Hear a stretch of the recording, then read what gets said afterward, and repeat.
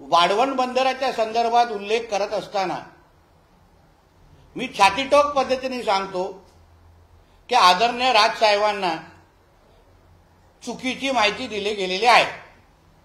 मी स्वतः त्या खात्याचा मंत्री आहे, बंदर खात्याचा।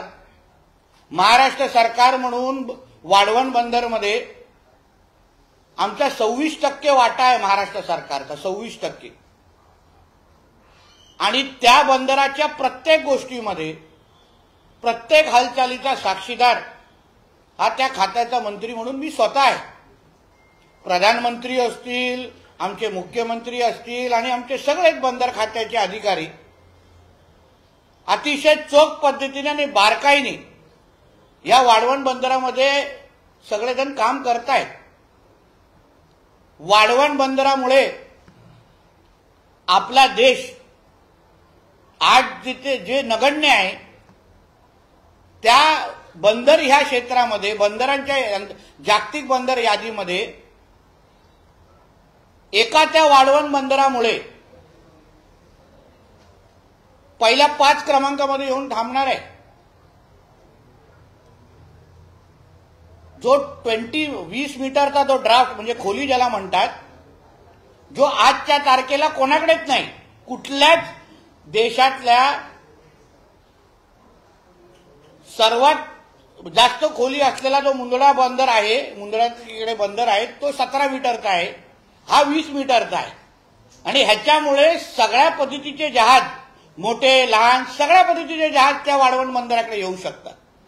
अच्छा, मग नोकरी संदर्भात अगर आपण बोलाल तर 12 लाख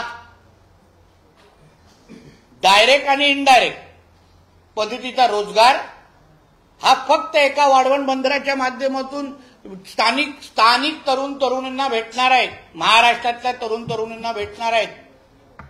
आणि त्यासाठी आदरणीय लोढा साहेबांच्या मंत्रालयाच्या माध्यमातून कौशल्य विकासाचे असंख्य कार्यक्रम घेण्याचे कार्यक्रम सुरू आहेत। त्याच्यामध्ये आमच्या मत्स्य व्यवसाय खातं पण आहे, कारण का असंख्य मच्छीमारांच्या तरुण तरुणींना वाढवण बंदरमध्ये येणाऱ्या नोकऱ्या कुठल्या, त्याच्यामध्ये लागणारं कौशल्य कुठलं, या सगळ्याबद्दलचं मार्गदर्शन हे आम्ही त्या कौशल्य विकास कार्यक्रमाच्या माध्यमातून आम्ही आता देतोय। एवढं मोठं बंदर अगर आपल्या महाराष्ट्रामध्ये येत असेल आणि त्या एका बंदरामुळे 12 लाख तरुण तरुणींच्या नोकऱ्या आणि 2 हाताला काम मिळत असेल तर मग ते बंदर कसं चुकीचं आहे?